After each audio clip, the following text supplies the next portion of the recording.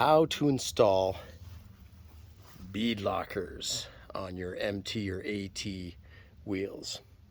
So in this video, we're going to talk about how to put your tires back on and get that bead locker down just right, like that. We're going to do it to this tire. So this video is not talking about how to take them off. Let's say you just bought a set of wheels and a new set of tires and you want to put them on, because let's face it, shops are charging 80 bucks, 100 bucks a wheel to do this for you. Maybe you're better off to do it yourself. It's a weekend job or a couple nights coming home after work in the summertime. Do 2 wheels in 2 nights. Not too bad. So if you have fake bead lockers, you are on the wrong video. You need to go to the video, just Google how to rock crawl at the mall if you have fake bead lockers. This is only for the real bead locker guys. So look at all those. That is 24 bolts I got to put down, studs. So I have done my research so you don't have to. So let's get to it. The do's and don'ts and how to get that wheel on that tire at home. So what are you going to need? Right here, this is what you're going to need. A bucket, an Allen wrench. Go down to your local Harbor Freights or anywhere, get all of those Allens. You're going to need them, you know, at some point doing household duties. A mallet and a hammer. And of course, always a trusty microfiber to wipe stuff down. So, but first, what I do is I have taken all the bolts.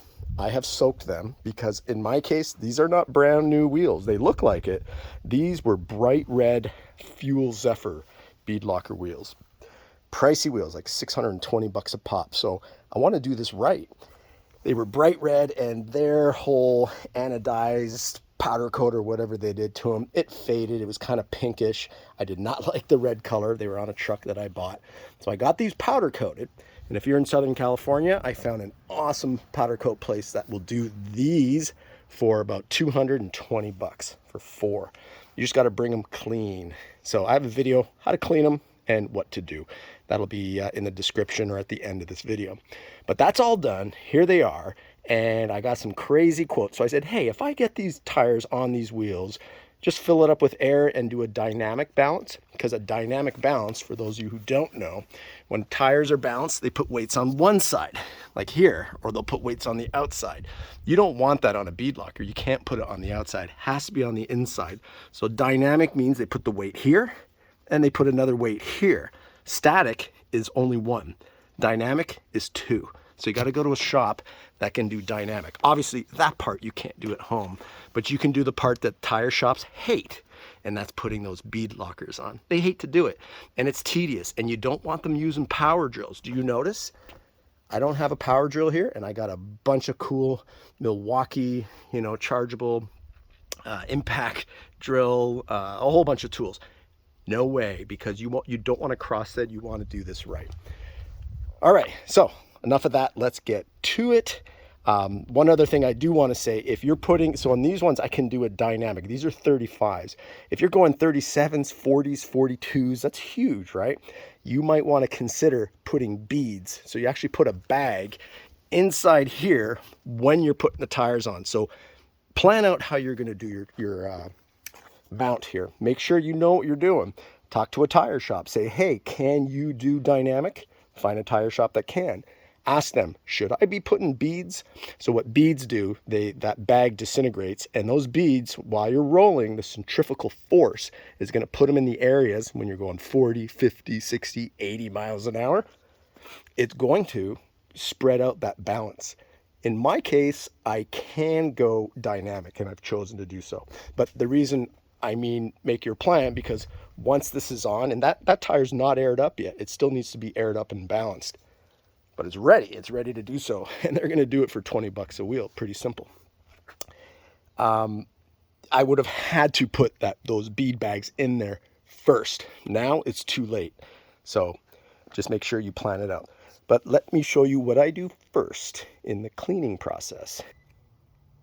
All right, so what I like to do is soak bolts like so, maybe 10-15 minutes in the water.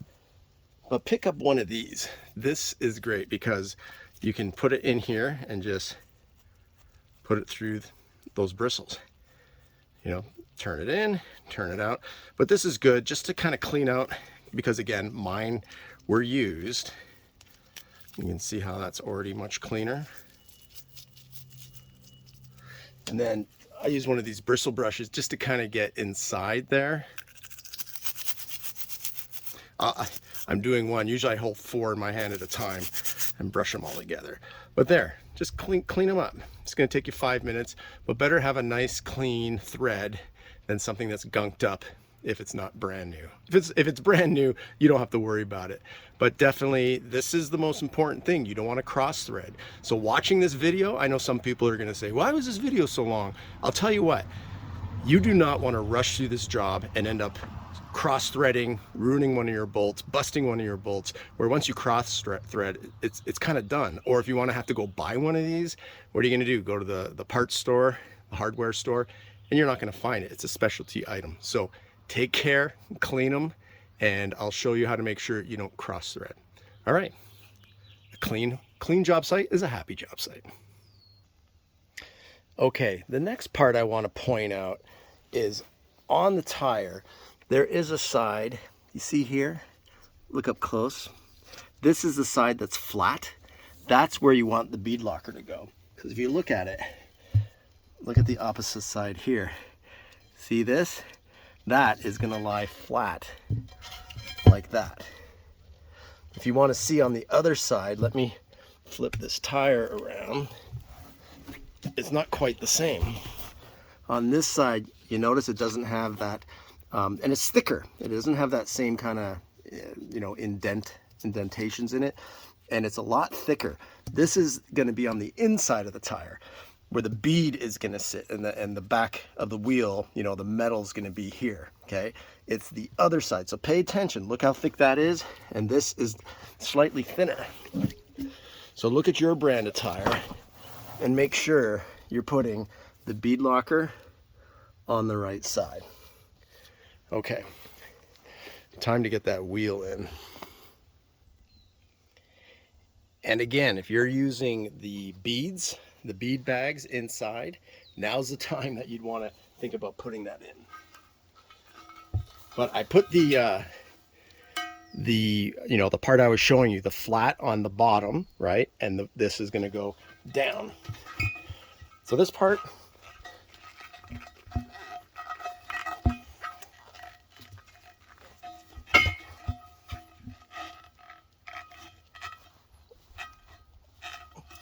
just use some weight. Well, and just to show you on the other tire, notice how that's how it's going to be. That's why you want to put the beads in first, because look how tight that is. And that's how we're going to get this one down. Takes a little finessing, but let's keep pushing that in. Ta-da! So it's in. So let me flip it around and show you why you don't do this on grass or on a flat surface, why you need the bucket. And kind of make sure when you put it in, you're trying to make it kind of even all around as best you can. You'll see why in a second. Let's flip it over.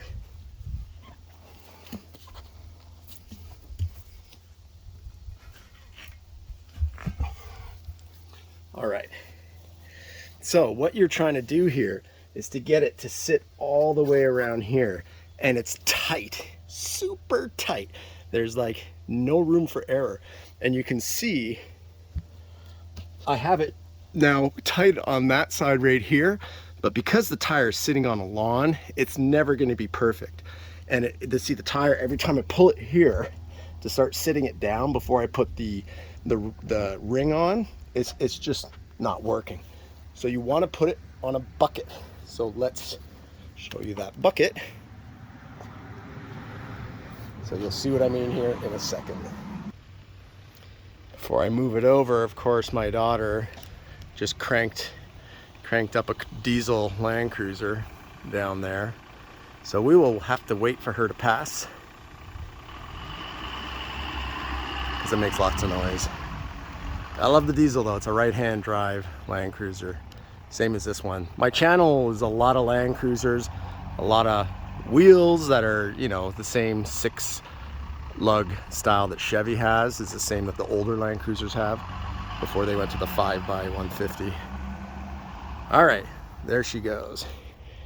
We can get back to the project at hand. So let's get that wheel sitting on that bucket, and I'm telling you, that bucket is magic. All right, let me set up the camera. Okay, quite simply, I bring the tire in front of the bucket, get the bucket underneath, and then prop it up, whoops, like so. All right, let's bring, I guess, the camera closer. All right, so now we're going to use, again, you see how I got some space here and it's over the rim, and I got to get the rubber kind of inside this piece, this metal. So now this is why we use the hammer and the mallet. And what I'll do is slowly get the tire over that rim. This works magic, and it's slowly, see, watch that crack right there. See that crack? It's going to tighten up.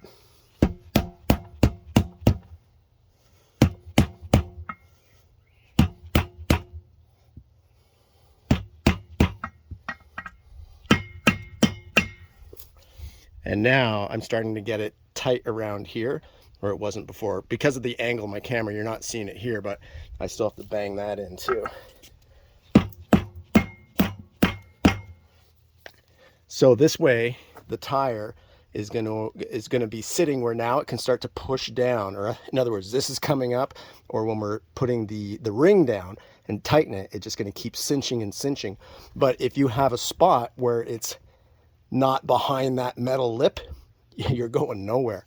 It's not going to be good. You're never going to get that bead locker down right, and you're going to start crossing, thread crossing. So let me finish banging it out so we have it perfect, and then we'll lay down the ring. And as my lovely assistant left in that Land Cruiser, this is the angle we couldn't see. So you see how right there, see that piece of tire? It's still not over. Well, I'm going to bang that out with the hammer.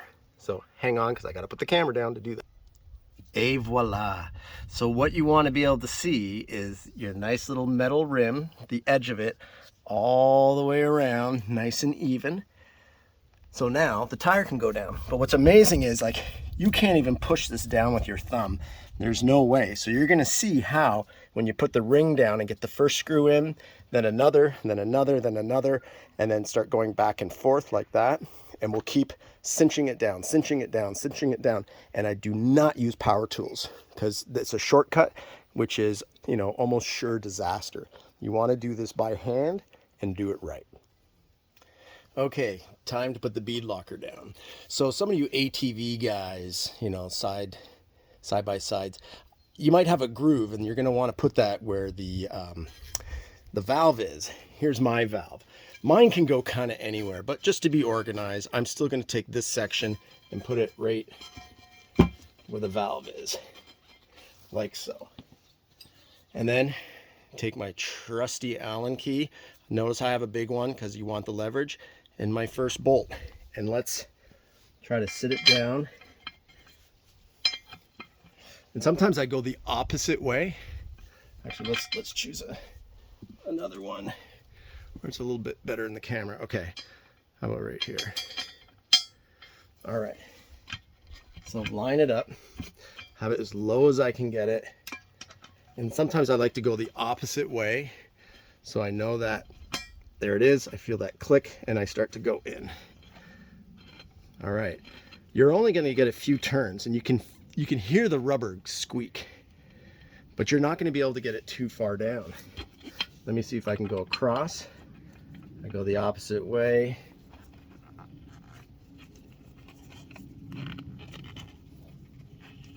So you know what? That one is not going in. So sometimes you can't go directly across. You'd have to kind of cinch it down maybe 5 4 or 5 bolts away.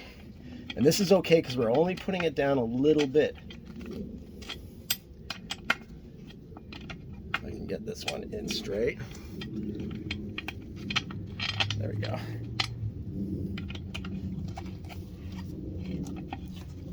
All right, so that one, I'm just going to put it down just a little bit.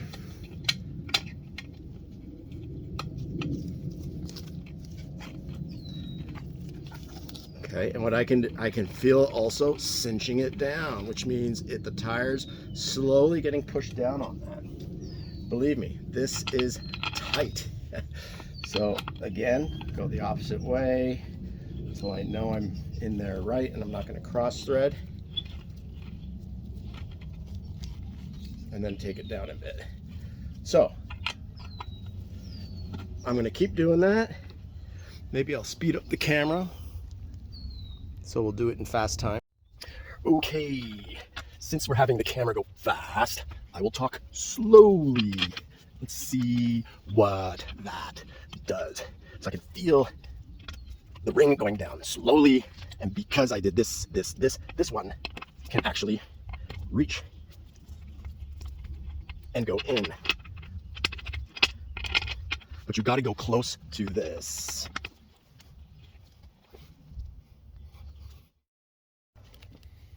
So I don't know if you can hear that. Listen close.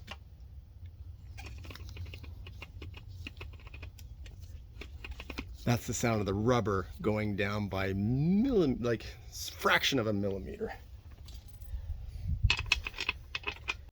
Okay, so I keep turning. I listen for that sound. I'm only doing a few turns, so see now as I keep working my way around, and I've cinched it down a bit, now this bolt will reach.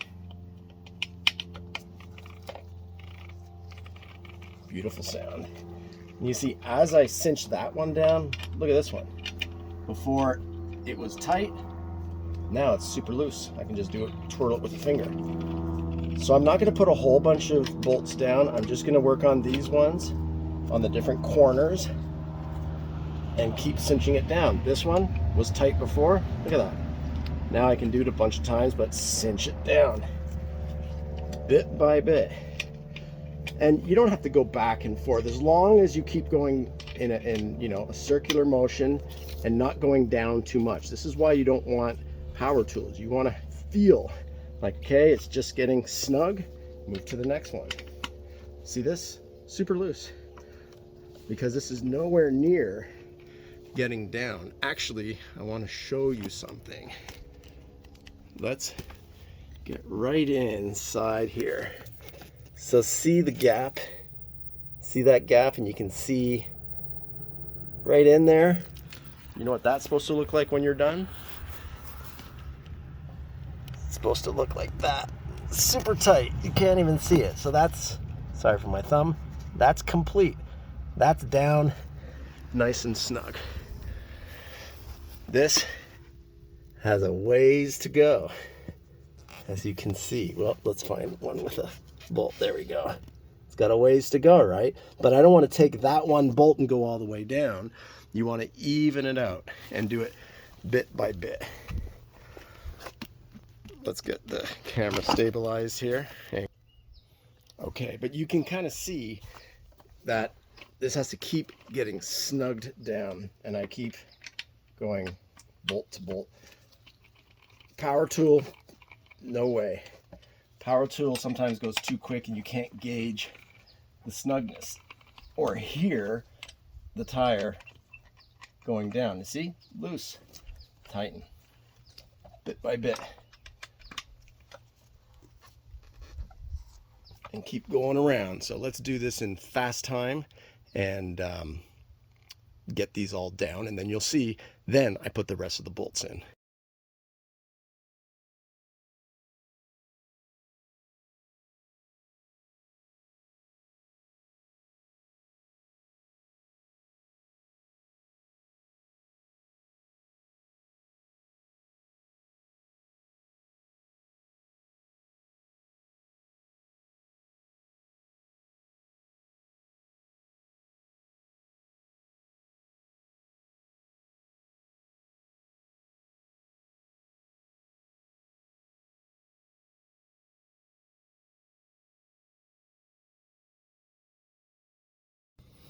Okay, on all those different corners, I have pretty much gotten it pretty snug, and now it's time to put in all the others. So now you can see I can just screw these ones down pretty quick. Well, make sure I'm not cross-threading, go the opposite way, and then down we go. Just turn it with my fingers real quick. Get the next one in. With my finger.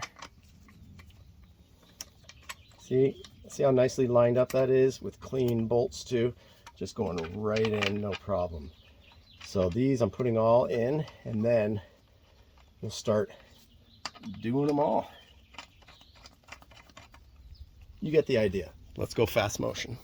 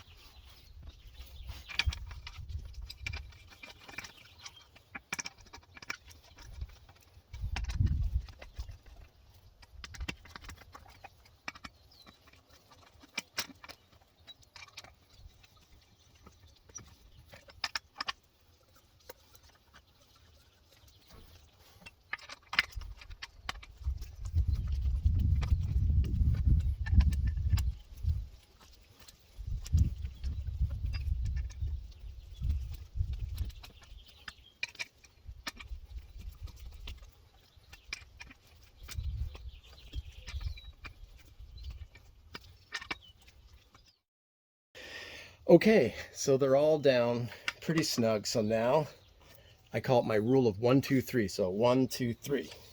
Let's go to the next one. 1, 2, 3. Go to the next one. 1, 2, 3. Keep doing this, going all the way around in that 1, 2, 3 motion. You could probably go a little tighter, but I'd like to get, again, I'm cinching that tire down even.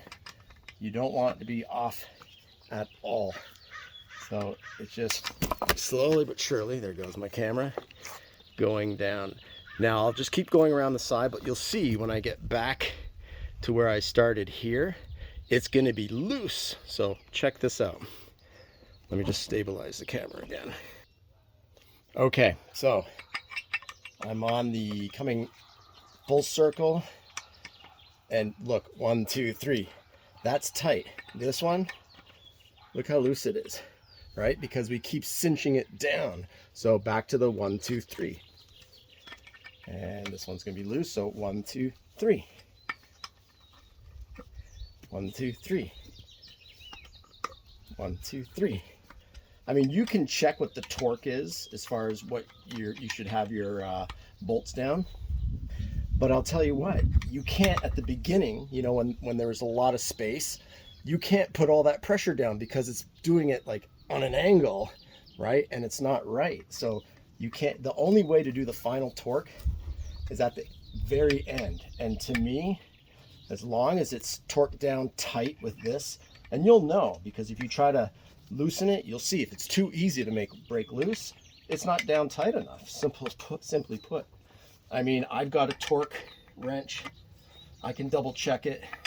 You could do the same, but if you don't have a torque wrench, I would say just make sure you keep going around. I might have to go around 4, 5, even 6 times and keep doing this process because I'm making it tighter and tighter as I go. So at the very end, as long as you go this way and it's tight, and you're like, oh yeah, that ain't coming loose, that means you're snug. But look, if you go to the next one here, right, as I keep going around in the circle and get in there, little guy, look, too loose, way too loose. Because to break it loose, watch, too easy, right? So I still have to do the 1, 2, 3, keep going around.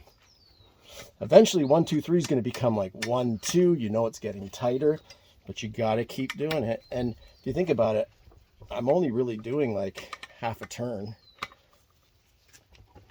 quarter turn, but that's the way it goes. Bit by bit, you got yourself these beautiful wheels. Now you got to put in the labor of love. So to me, I found a place that would do this, mount them for like, it's like 200 bucks was the cheapest. But 200 bucks, you got to think to yourself, I've been working on this for, you know, like setting up the video and stuff. Probably per wheel, it's going to take 40 minutes. 30 minutes by the time I get to my last wheel because I got efficient. Are they taking that much time? I doubt it. They're using power tools.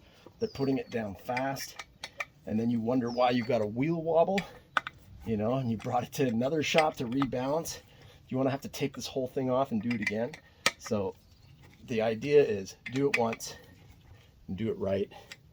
And you know the old adage, if you want something done right, do it yourself. You just got to know what you're doing. Right? So hopefully this video has helped you. I would say subscribe if you want to see the truck these wheels are going on. It's going to be so nice. I also have a video on how to permanently make your tires black. It's a process, but you will never have to armor all them, and you can actually eat off of them. You could drip a popsicle on them and lick it off. That's how clean it becomes because you seal it. So it's a pretty cool product. I'll put that in my description below. And since we're talking about wheels, my other videos are how to refinish chrome wheels, how to powder coat wheels, how to paint your wheels, how to get rid of rust on your wheels. So a bunch of videos on wheels, no matter what type of rig you got. And as we all know, a nice set of shoes on your rig, and especially beadlockers, if you're going to crawl, and I do, these will get used. I'll air these down to maybe, these are BFG MTs, great tires. I have some tire comparison videos too, if you're looking at Toyo's MTs versus the BFG MTs. There is a difference, folks. So before you buy, the question is more off-road or more on-road? On pavement or on dirt is going to be your deciding factor. So check out that video if you subscribe to the channel. But I have some Trepadors, 40-inch on beadlockers. I'll show you that here in a second. And those I air down to 5 pounds. You can't do that if you got a fake beadlocker or no beadlocker at all. You need to have beadlocks. That's what holds them in. But look, I am still going around. It's still loose, but this is just the way you do it. And I'm telling you, no tire shop is going to do it this way. They're going to do it fast because time is money for them. But for you, it's the labor of love. So you can see I'm working a little harder ratcheting these down, getting them down further and further. So, but I know I didn't cross thread any. I cleaned each one of those threads with that little bristle brush. Great way to do it and make sure everything's right, unless it's brand new, of course. And again, plan, because right now it's too late for me to put beads because it's on the other side. It's right beside that bead. It's super tight. These are in there. You know, all I have to do is bring this to the tire shop and they shoot air in it and then they'll balance it. And that's how to keep your price a little lower. And you know, maybe you can get it balanced and aired for about 60 bucks for all 4 versus 60, 80, 100 bucks a wheel for them to do this whole job. So you save money, but I think more importantly, you do it right. All right, and that's why we love our rigs. And if there's a trail failure, you'll have no one else to blame. You'll know that you put it down and you did it right. So you'll know, you know, failure wasn't because of what you did. And you don't want the mystery of like, what did that tire shop do? Why did it only take them an hour to do all 4? And why did they, and you know, again, power tools, they're dinging things up. My wheels, granted, they can get damaged on the trail, but my wheels are nice and clean. All right, so we're not going to bore you. I'm going to go around this a couple more times until I go to the next bolt, like so, and it's not easy to break loose. See, to me, that's still too easy to break loose. And I'll check underneath. I'll make sure it's nice and tight, which it's getting there.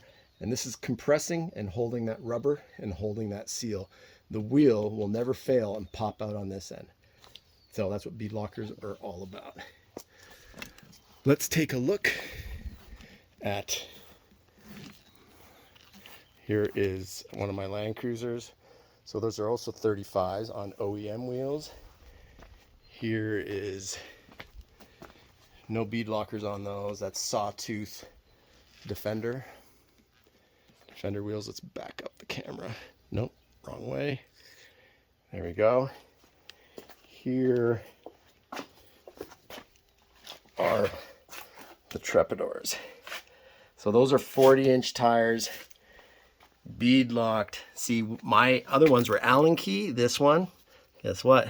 Different. So you need to have a bit to go on that. Same thing, have it go down by hand, inch it down.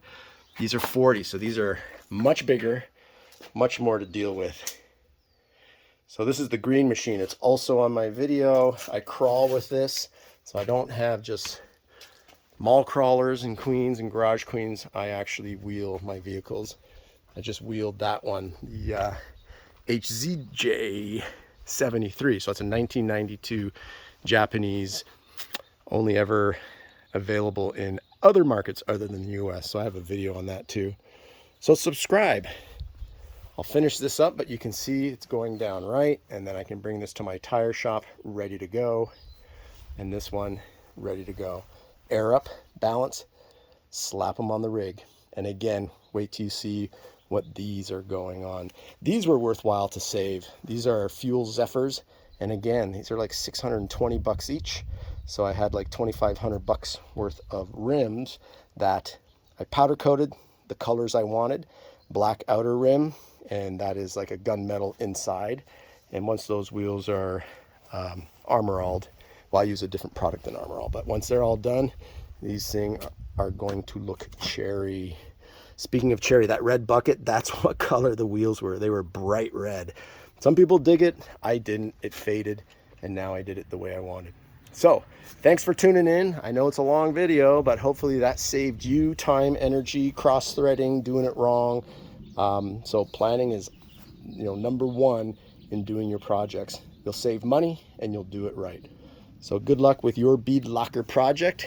Thanks for tuning in, and do me a favor, hit that like so other people can also see this video, because Google likes it when you like a video if it helped you out. If it didn't, don't hit the like, but if it helped you out, I'd appreciate that. If you hit the like, others can benefit. All right, thanks for tuning in. Good luck with your project, and hit the comments if you have questions or anything. I definitely do respond to every single comment. All right, happy trails.